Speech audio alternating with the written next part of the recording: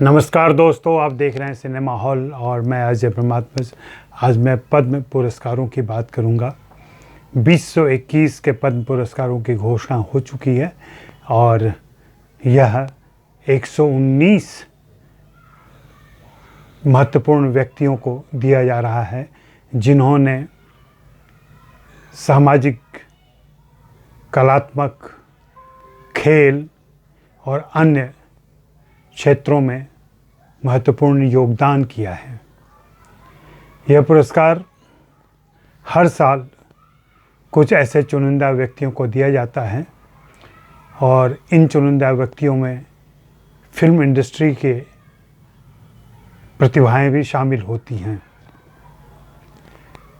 इस साल न जाने क्यों फिल्म इंडस्ट्री, खास करके हिंदी फिल्म इंडस्ट्री पर केंद्र सरकार ने एक बैरियर सा रखा और किसी को भी इस योग्य नहीं माना कि उसे पद्म पुरस्कार से सम्मानित किया जाए। हाँ, दक्षिण भारत की फिल्म इंडस्ट्री से कुछ व्यक्तियों को ज़रूर मिला है और गुजरात की 2 प्रतिभाओं को मिला है, बल्कि 3 प्रतिभाओं को। इन पुरस्कारों की सूची देखें तो इसमें कोई भी हिंदी फिल्म इंडस्ट्री का कलाकार नहीं दिखाई पड़ेगा। एसपी बालासुब्रमण्यम और चित्रा और बॉम्बे जयश्री को अगर शामिल कर लें तो ये 3 गायक जरूर हैं जिन्होंने हिंदी फिल्मों में भी गाना गाया है, लेकिन यह हिंदी फिल्मों के पार्श्व गायक के तौर पर सिर्फ एसपी बालासुब्रमण्यम को लिया जा सकता है। बाकी 2 ने बहुत छिटपुट गाने गाए हैं।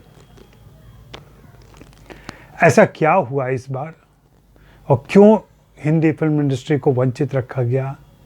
एक धारणा ये चल रही है और ऐसा माना जा रहा है और उसमें एक तर्क भी नज़र आ रहा है कि सुशांत सिंह राजपूत की कथित आत्महत्या के बाद से हिंदी फिल्म इंडस्ट्री को जिस तरीके से निशाना बनाया गया, उसी निशाने की एक छवि, एक आयाम यहाँ देखा जा सकता है जब हिंदी फिल्म इंडस्ट्री के किसी भी प्रतिभा को इस योग्य नहीं माना गया कि उसे 2021 में कोई भी पद्म पुरस्कार दिया जा सके। हम सभी जानते हैं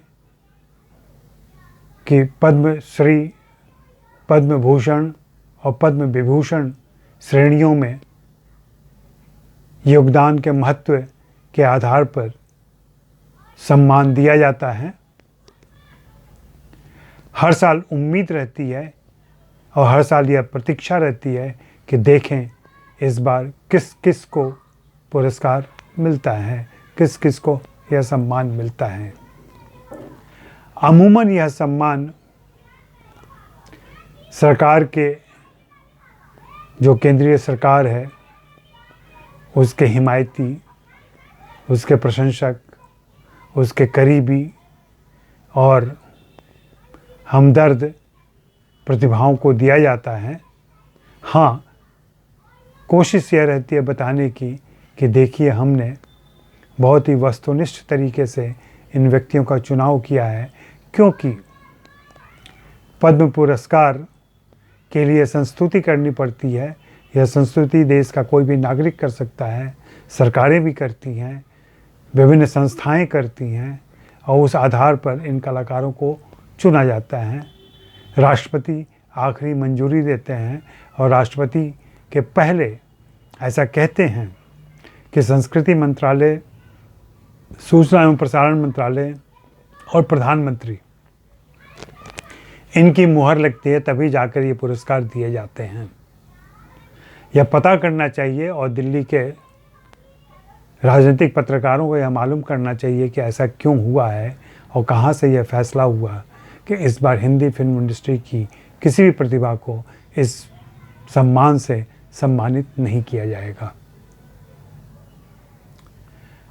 पद्म पुरस्कारों की बात करें तो हिंदी फिल्मों से पहला पुरस्कार नरगिस को 1958 में मिला था। उसकी तस्वीर मैंने थंबनेल में शेयर की है और इस वीडियो में भी शेयर करता हूँ।